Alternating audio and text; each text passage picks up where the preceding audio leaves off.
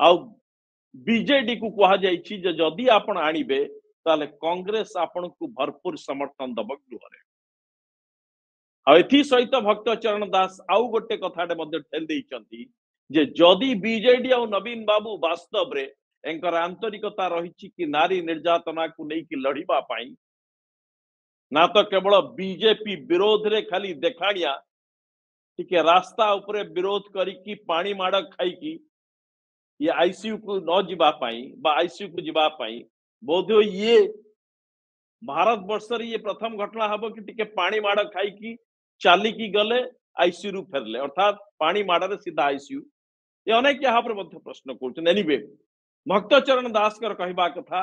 जे ये केवल सभा समिति शोक समिति ट्विटर भितर सीमित न होइकी यदि वास्तव रे लड़िबा को चाहूचंती मोहन माझी सरकार विरोध रे